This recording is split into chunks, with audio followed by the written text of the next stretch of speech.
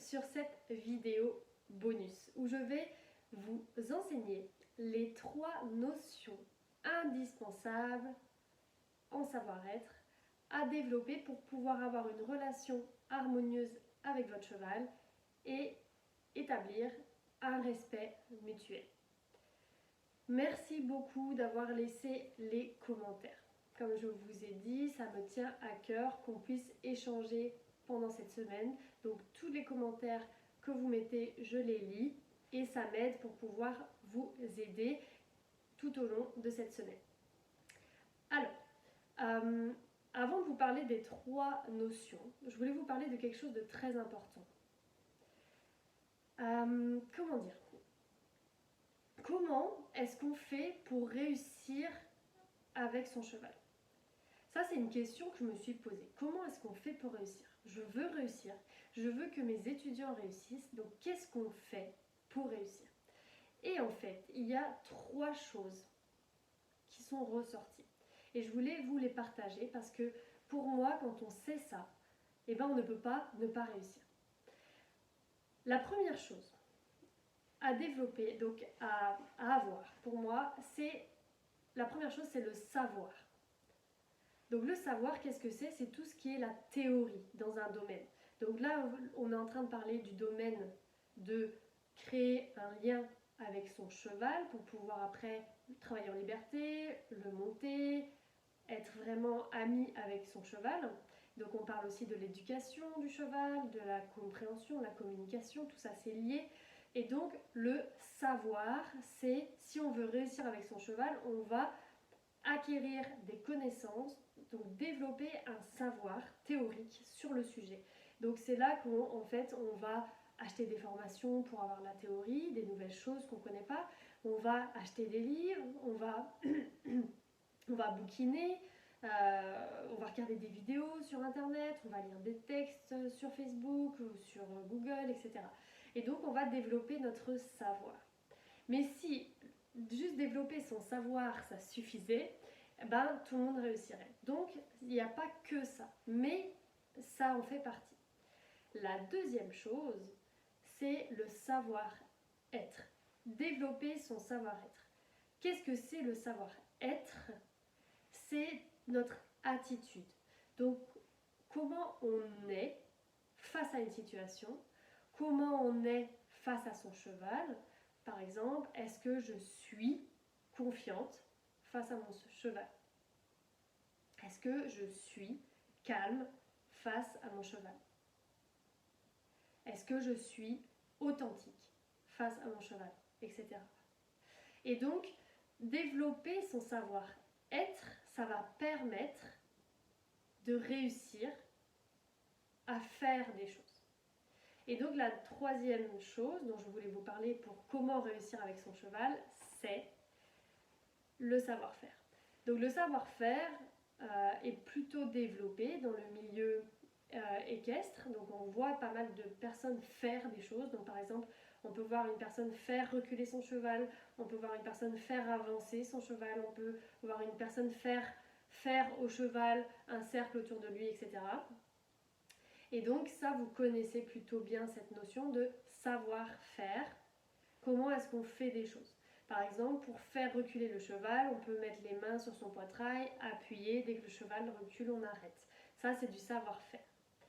Mais, comment faire pour réussir avec son cheval ? C'est de mixer tout ça. Donc, le savoir, je sais comment un cheval apprend. Je sais comment placer mes mains, c'est le savoir. Donc, je sais que pour le faire reculer, j'appuie. Et puis s'il ne fait pas, je sais en théorie qu'on appuie un peu plus fort et je sais qu'on relâche dès que le cheval fait, parce que c'est comme ça que le cheval apprend. Je le fais dans mon savoir-faire, donc en faisant, je développe des compétences. Et en étant, savoir-être, si je suis calme, en demandant, en faisant le reculer, et bien c'est là qu'on peut réussir. Et donc en ayant un savoir-être et un savoir-faire et un savoir, les 3 englobés, on ne peut que réussir. Donc si aujourd'hui, vous n'arrivez pas avec votre cheval, c'est soit qu'il vous manque le savoir, donc dans ces cas-là, formez-vous. soit qu'il vous manque le savoir-faire. Donc dans ces cas-là, vous n'avez pas encore d'expérience et vous avez besoin de feedback sur votre savoir-faire, par exemple.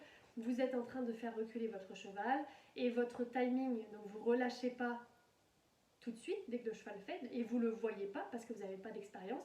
Et dans ces cas-là, c'est d'avoir quelqu'un qui vous soutient, un coach par exemple, qui a un regard extérieur et qui va vous dire « Ah, regarde », et il va vous donner un feedback qui va vous faire gagner en compétences sur le savoir-faire.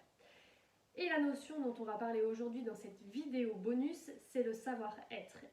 C'est pour ça que je voulais, et le titre de cette vidéo, c'est les 3 notions indispensables en savoir-être, parce que je trouve que c'est une notion, en tout cas cette catégorie, la savoir-être, qui est un peu négligée parfois par les personnes. Donc il y a des personnes qui réussissent avec les chevaux, qu'on connaît, qui sont connus ou pas connus, mais qui réussissent parce qu'elles ont naturellement un savoir-être qui fait que les chevaux comprennent et que la personne, elle est alignée, elle est calme, elle a toutes les qualités requises d'un leader naturellement, mais ça se développe. Personnellement, moi, je n'avais pas les qualités de savoir-être, on va dire de manière innée, ou en tout cas, je ne les avais pas développées, et c'est en développant ces qualités de savoir-être que j'ai pu créer le lien avec mes chevaux et atteindre mes objectifs. Donc, c'est parti, je vais vous expliquer les 3 notions de savoir-être. Alors, première notion, c'est la confiance en soi. Être confiant quand on demande quelque chose à son cheval, donc on est confiant, vous savez ce que c'est quand on ressent de la confiance, on est dans une grande sérénité et on est sûr de soi. On est calme et on n'a pas de doute. Et donc, quand on est confiant, on va pouvoir demander des choses à son cheval et le cheval, lui, va pouvoir nous dire oui plus facilement que si on n'a pas confiance. Donc, ça change énormément de choses à partir du moment où on est confiant face à son cheval. Comment est-ce qu'on fait pour avoir confiance en soi? Donc ça, j'ai fait une conférence il n'y a même pas 10 jours là-dessus. J'étais partie pour 3 heures d'explications et d'exemples. Donc c'est pas dans une vidéo bonus d'un lancement que vous aurez tout le contenu, mais sachez qu'il y a énormément de stratégies pour pouvoir combler son besoin de confiance en soi et que c'est possible. Donc quand on n'a pas eu confiance en soi pendant longtemps, on a du mal à imaginer que c'est possible de l'avoir, cette confiance, alors qu'en fait, on peut. Tout le monde peut combler son besoin de confiance en soi.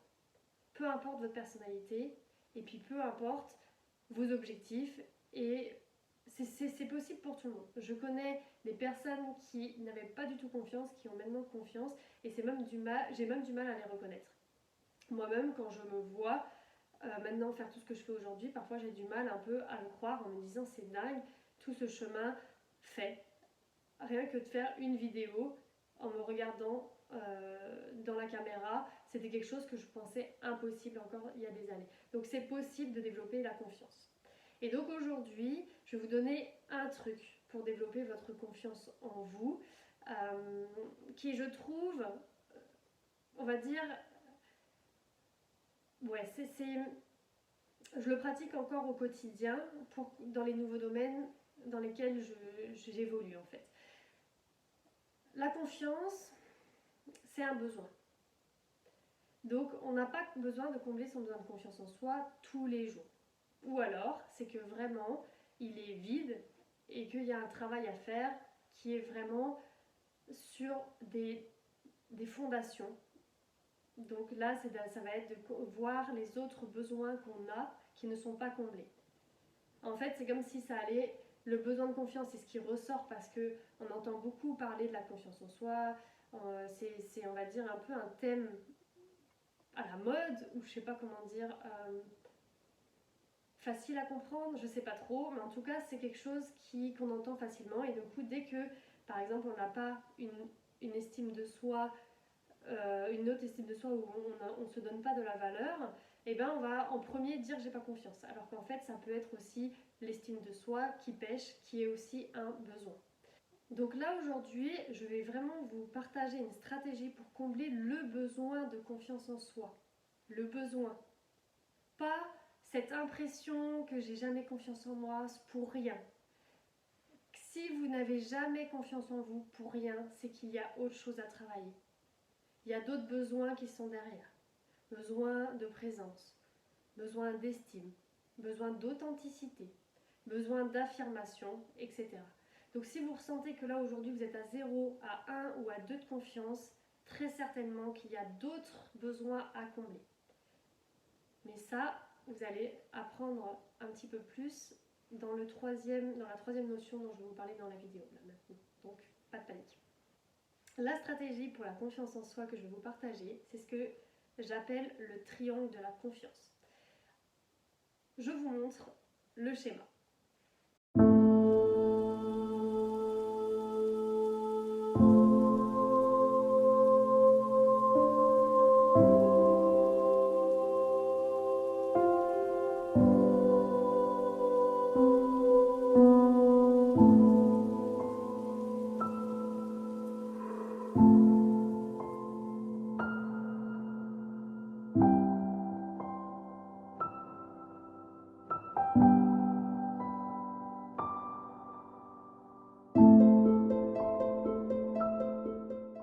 Donc comme vous avez pu le voir avec ce joli triangle, que c'est en vous bougeant, en faisant des actions que vous allez pouvoir sortir de votre zone de confort pour pouvoir gagner en expérience. C'est les expériences qui vont faire que petit à petit, vous allez pouvoir gagner en compétences dans un domaine et après prendre confiance. Donc, plus vous allez travailler votre cheval, plus vous allez pouvoir prendre confiance. Donc, vous allez en fait imaginer, vous dites, bon, là, moi j'aimerais bien travailler en liberté mon cheval et qu'il me suive et que je puisse le faire reculer, qu'il me suive, que je puisse tourner un peu avec lui. Ok, pas de problème. Donc du coup, vous allez sortir de votre zone de confort, essayer de le faire, ça va être un peu difficile, le cheval ne va pas forcément dire oui, vous allez peut-être avoir des émotions, etc. Et donc du coup, vous allez avoir des expériences qu'on peut dire positives ou négatives, c'est-à-dire que vous allez ressentir des émotions qui sont pas forcément agréables ou agréables. Et donc c'est là qu'il y a certaines personnes qui arrêtent. Elles font quelques expériences, elles se disent « Ah, c'est pas pour moi, c'est trop dur, j'y arrive pas ». Qu'est-ce qu'on peut faire à ce moment-là pour continuer à rester dans le triangle, pour garder confiance? C'est justement d'avoir des feedbacks et un soutien. Donc combler votre besoin de soutien à ce moment-là. Et donc, tac, la personne, elle peut vous remettre dans votre zone d'inconfort, mais vous allez pouvoir continuer à vous mobiliser. Parce que si vous vous arrêtez, il n'y a rien de pire que de s'arrêter pour ne pas avoir confiance, parce que du coup, on arrête, on n'y arrive pas, et on va renforcer le fait qu'on n'y arrive pas, donc on n'a pas confiance pour y arriver. Donc si seul, quand vous faites des expériences, c'est dur, cherchez à avoir un soutien. Donc ça peut être un coach, mais ça peut aussi être votre meilleur ami, tout comme ça peut être aussi quelqu'un à qui vous discutez, une amie, et qui vous remet sur les rails en fait, pour vous dire non mais regarde, je te donne un petit feedback, ton cheval il est parti une fois mais il est resté 5 fois, regarde, observe ce qui se passe, etc. Donc comblez votre besoin de soutien quand vous êtes dans l'expérience et que c'est difficile, parce que plus vous allez faire des expériences, plus après vous aurez de compétences et après vous aurez confiance. La deuxième notion que je voulais aborder avec vous, c'est la présence. L'instant présent. J'en ai parlé dans la vidéo 1 parce que ça fait partie intégrante de mon travail. La présence, c'est la présence dans l'instant présent, c'est-à-dire qu'on est là, ici et maintenant, donc on est connecté en fait à ce qui se passe maintenant. On n'est pas dans notre tête en train de penser au futur ni penser au passé. Mais c'est aussi la présence qu'on a à être dans notre corps. Les sensations qu'on a dans notre corps, on va les reconnaître, on va identifier nos sensations, on va ressentir aussi nos émotions. Et tout ça, développer cette présence au corps, ça va nous permettre vraiment de pouvoir créer un lien avec nous-mêmes et ensuite, du coup, créer un lien avec le cheval. Ce qui est magique, c'est que pour les chevaux qui sont difficiles, qu'est-ce que c'est un cheval difficile? C'est un cheval qui n'est pas connecté à son propre corps. C'est un cheval qui va dans son mental et qui a des peurs, des émotions. Donc il retourne dans son passé dû à des traumatismes. Donc par exemple, vous faites quelque chose, ça réveille quelque chose dans son mental et après vous le perdez.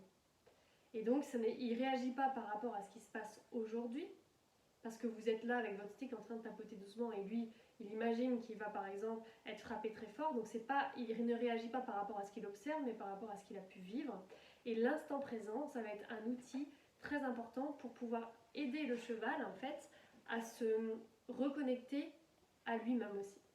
Il y a d'autres techniques pour apprendre au cheval à se reconnecter à son corps, il y en a plusieurs et heureusement, mais attention, toutes les techniques de savoir-faire que vous allez pouvoir apprendre dans cette série de vidéos, si vous n'êtes pas dans le savoir-être, donc dans le calme, si vous n'êtes pas confiant, calme, présent quand vous demandez à votre cheval justement de se reconnecter lui-même à son propre corps pour être en lien avec son corps et être dans la sérénité, ça ne fonctionne pas.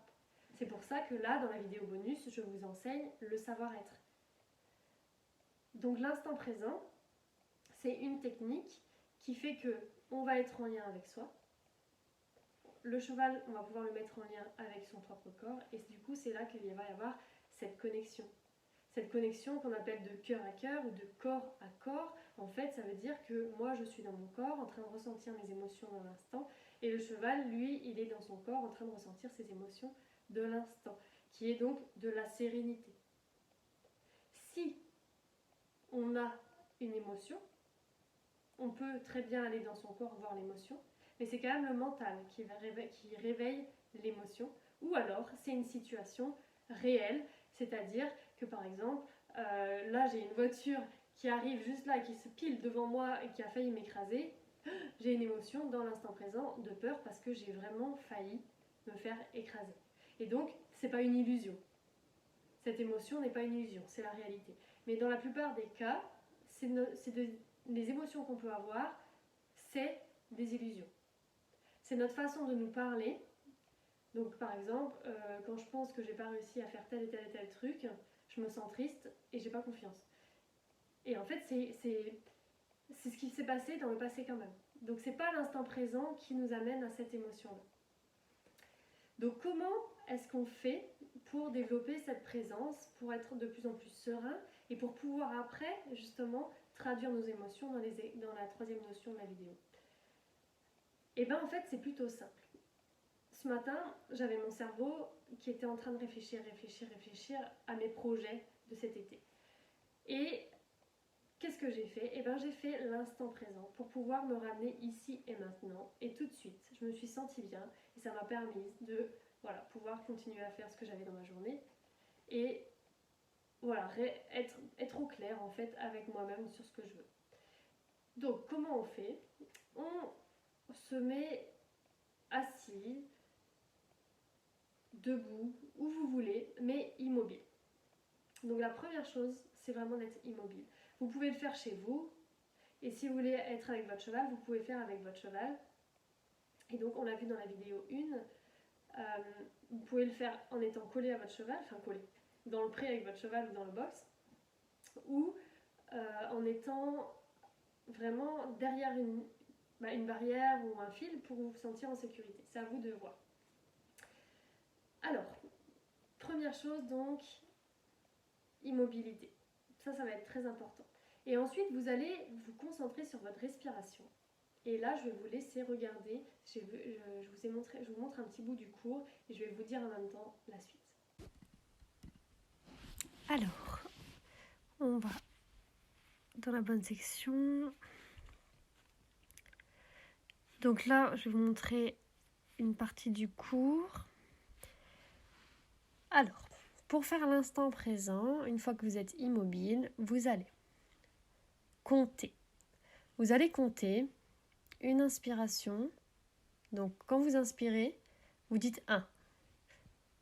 Et quand vous expirez, vous dites 1. Donc, dans votre tête, bien sûr. Donc, ça fait 1, 1. Ensuite, 2. Et vous expirez 2. Et vous allez jusqu'à 10 comme ça. Vous allez jusqu'à 10. Et vous revenez à 1. Et vous refaites jusqu'à 10. Et vous revenez à 1. Et vous refaites jusqu'à 10. Moi, j'ai bien aimé cette technique au départ parce qu'en fait, j'avais tendance à quitter l'instant présent sans m'en rendre compte. Là, au moins, quand on compte, on sait qu'on y est encore. Si on perd son compte, c'est qu'on n'y était plus. Si on arrive à 13, c'est qu'on n'était plus. Et donc, moi, personnellement, ça m'a permis de bien me discipliner et d'améliorer petit à petit ma qualité d'instant présent. La troisième notion que l'on va voir, c'est pour aller plus en profondeur. Donc si on veut avoir confiance en soi dans tous les domaines de sa vie, se sentir bien, avoir confiance en soi même quand on échoue une fois, deux fois, trois fois, si on veut pouvoir être dans l'instant présent, quand son cheval est en train de paniquer, quand nous-mêmes on veut faire quelque chose avec notre cheval qui nous paraît un peu compliqué, genre par exemple si on a peur de galoper, comment est-ce qu'on fait pour être dans l'instant présent au galop alors qu'on a peur? Faire l'instant présent quand tout va bien, déjà ça aide énormément à tisser le lien, mais ça a ses limites. Mais pour réussir cette troisième notion, qui s'appelle l'auto-empathie, c'est indispensable d'être habitué à aller dans son corps pour ressentir les choses. Parce que c'est le fait d'être ancré, d'être centré sur nos sensations qui vont nous permettre de trouver nos besoins. Donc l'outil s'appelle l'auto-empathie. C'est un outil qui fait partie d'une technique, d'une forme de communication qui s'appelle la communication non violente, qui a été créée par Marshall Rosenberg. Donc lui, il a inventé une forme de communication où en fait, au lieu de communiquer en disant aux gens ce qu'on pense d'eux, de ce qu'on pense de nous, le langage en fait qu'on nous a appris quand on était petit, c'est bien, c'est pas bien de faire ça, c'est bien de faire ça, etc. Dans cette forme de communication, on va parler en observation, en sentiment et en besoin, et on va faire des demandes aux personnes ou à nous-mêmes pour pouvoir combler nos besoins. Et donc c'est une forme de communication qui est basée sur les besoins, et les chevaux, eux, sont aussi tout le temps connectés à leurs besoins. Ils ne sont pas en train de réfléchir comme nous.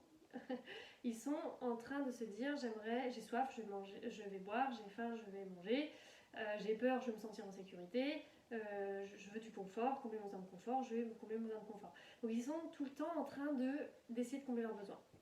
Et nous, bonne nouvelle, les humains aussi. Mais comme on n'a pas appris à le faire, on va choisir des stratégies dans nos vies qui ne sont pas forcément en cohérence avec nos besoins, ce qui fait que on ne se sent pas forcément bien et qu'il y a autant de personnes malheureusement qui sont malheureuses dans ce monde parce qu'elles ne sont plus connectées à leurs sentiments et à leurs besoins. Nous, on veut être en lien profond avec notre cheval. Donc pour pouvoir être en lien avec lui, on va se connecter à nos propres besoins et aux besoins du cheval. Et du coup, comme ça, on va pouvoir combler nos besoins à nous et les besoins du cheval, et ça va faire une relation harmonieuse. Donc, je vous montre la vidéo là, de l'auto-empathie de la plateforme de formation. Comme ça, vous allez pouvoir voir ce qu'on appelle la marelle et voir un petit peu comment ça se passe. Alors, l'auto-empathie, c'est un processus où on va partir d'une situation et on va remonter jusqu'à la demande. Alors là, on va regarder dans le savoir-être du module 5, le cours, comme ça vous allez voir. Donc là, par exemple, dans la vidéo, on voit que quand je fais l'auto-empathie, quand je l'explique, et au départ, pour s'habituer, j'avais carrément imprimé la marelle et je faisais la marelle pour de vrai. Donc ça m'a beaucoup aidé. Et donc sinon, si vous ne voulez pas imprimer, vous pouvez aussi faire avec une marelle que vous imprimez juste sur une feuille, ou vous regardez sur votre ordi comme celle-ci, où là on voit bien, stimulus en bas, quel est le stimulus, qu'est-ce qui fait quelle situation fait que j'ai une... En fait, on dit une situation qui nous stimule, c'est-à-dire qui va nous provoquer un sentiment. Ah, quand je vois que telle personne a dit ça, ah, ça me crispe, ça me met en colère, etc. Donc en fait, on va apprendre à traduire tout toutes les situations qu'on a et on va apprendre à prendre la responsabilité de nos sentiments et de nos besoins. Donc quand la personne elle a dit ça, je me suis sentie en colère parce que moi, j'ai besoin de ça. Donc c'est ma responsabilité de combler mon besoin. Ensuite, dans la demande, j'ai besoin de confiance, je vais combler moi-même mon besoin de confiance. Donc en fait, on va vraiment devenir responsable de nos besoins et c'est ça qui va aussi permettre après, de quand on est face à son cheval, quand mon cheval il fait tel et tel comportement, si ça enclenche une émotion chez moi, ça ne vient pas forcément du cheval, il vient réveiller en moi un besoin qui n'est pas comblé. Si c'est la sécurité, en comblant mon besoin de sécurité, comme par exemple en disant au cheval reste à 2 mètres de moi ou reste à 1 mètre de moi, donc c'est pour ça qu'on travaille, vous savez, un peu l'espace avec la bulle pour combler notre besoin de sécurité. Et bien après, on va pouvoir se poser. Je me sens en sécurité quand le cheval est à 1 mètre de moi, donc je vais pouvoir ensuite lui demander des choses. Donc, au lieu de dire je me sens mal, mon cheval il me fonce dedans, il me pousse, il est chiant, donc partir dans le jugement, donc ce qui est là est expliqué dans la case blanche, là que vous voyez sur le schéma, et ben on va aller prendre la responsabilité. À nous, j'ai peur parce que je me sens pas en sécurité, et donc je vais demander au cheval de s'écarter. Voilà. Et donc ça permet de développer une grande bienveillance envers soi et envers le cheval. Donc vous avez pu voir dans la vidéo que quand on a une situation, on va en fait la démêler. Donc on a une situation, quand je dois monter mon cheval au galop, parce que je le veux, ou que ma monitrice veut que je le fasse parce qu'elle sait que je suis capable, je me sens pas bien. Situation. Et donc vous avez vu dans la marelle, il y a la situation. Et c'est là qu'après, on va aller voir dans son corps qu'est-ce qu'on a comme sensation. Et donc si on ne s'est pas entraîné à faire l'instant présent avant, qu'on est complètement coupé de notre corps, ça va être compliqué d'être en relation, en lien avec nous. Donc dans l'académie, on va venir vraiment travailler en profondeur ces 3 notions, donc la confiance en soi, le savoir-être avec l'instant présent et l'auto-empathie, pour vraiment aller voir à l'intérieur de vous-même qu'est-ce qui se passe pour pouvoir ensuite vous reconnecter à vous. Une fois que vous avez déjà, rien que ces 3 notions-là que vous avez réussi à adopter, à utiliser en fait au quotidien, déjà là, une fois qu'on a confiance, qu'on sait traduire ses émotions et qu'on est présent, on a un lien avec son cheval. On peut aller de plus en plus en profondeur, on peut évoluer de plus en plus, mais déjà avec ça, c'est énorme. Donc là, vous, dans cette vidéo, si vous voulez pouvoir réussir avec votre cheval, eh ben, faites l'instant présent tous les jours, expérimentez et demandez du soutien, et faites des auto-empathies, donc c'est-à-dire vous prenez la situation, ensuite vous allez voir les sensations que ça vous donne, vous regardez les sentiments et vous traduisez en besoin. Donc par exemple, quand j'ai peur de galoper, là je sens que quand j'imagine que je dois galoper, donc je prends un exemple d'une de mes étudiantes qui me l'a donné récemment, qu'est-ce qu'elle avait comme besoin? Donc elle avait des sensations de peur, elle avait du mal à respirer, etc. quand elle disait ça. Le sentiment c'était de la peur et le besoin c'était besoin de sécurité. Elle avait peur de tomber de son cheval au galop. Et donc là, à partir de là, on peut choisir une stratégie. Est-ce que si je mets un gilet gonflable, j'aurai moins peur de galoper? Ah oui, là je sais que si je tombe, je ne vais pas me casser, donc c'est bon, j'ai plus peur. C'était le besoin de sécurité. Mais ça peut être autre chose. Ça peut être autre chose. Et là, on ne peut pas, sur une théorie comme là, par exemple, là, moi je parle de quelqu'un, je ne peux pas savoir. Je ne peux pas savoir, donc je sais parce que du coup on l'a fait ensemble, mais je veux dire, on ne peut pas imaginer un besoin, on ne peut pas deviner un besoin. Et donc en fait, on l'a au fond de nos tripes, le besoin, et en faisant la marelle, on peut trouver du coup ce que c'est ce besoin, mais on le sent au fond de nous. Vous savez, c'est un peu comme l'intuition. L'intuition, c'est, par exemple, vous dites, bon, j'aimerais bien faire ça. Et votre corps, il se serre. Et bien là, vous avez cette intuition que ce choix-là, c'est peut-être pas celui-là qui est le bon aujourd'hui pour vous, qui est juste aujourd'hui pour vous. Et quand vous dites, ah oui, tiens, je vais prendre la décision d'acheter un nouveau cheval, par exemple, et là que votre corps s'ouvre, se détend, etc., dire, ah tiens, c'est peut-être une bonne idée. Et en fait, le corps nous parle, il se contracte, il se détend, il nous montre ce qui est juste ou non. Et quand on fait l'instant présent, on apprend à ressentir ça. Et donc, ce qui est bien, c'est que petit à petit, ces outils-là, ces 3 outils, quand on les connaît, quand on les utilise au quotidien, on va pouvoir les utiliser aussi avec nos chevaux. C'est-à-dire que par exemple, on va pouvoir ressentir ce que le cheval ressent. S'il est stressé, on va le ressentir dans notre corps aussi. Et ça va permettre vraiment de l'aider, d'aller loin pour pouvoir aider notamment les chevaux qui ont des difficultés, mais même les chevaux qui n'ont pas eu de problème, comme j'en parlais avec mon histoire avec B, ils peuvent aussi avoir des émotions, des besoins qui ne sont pas comblés, on va pouvoir ressentir tout ça. Donc voilà pour cette vidéo bonus.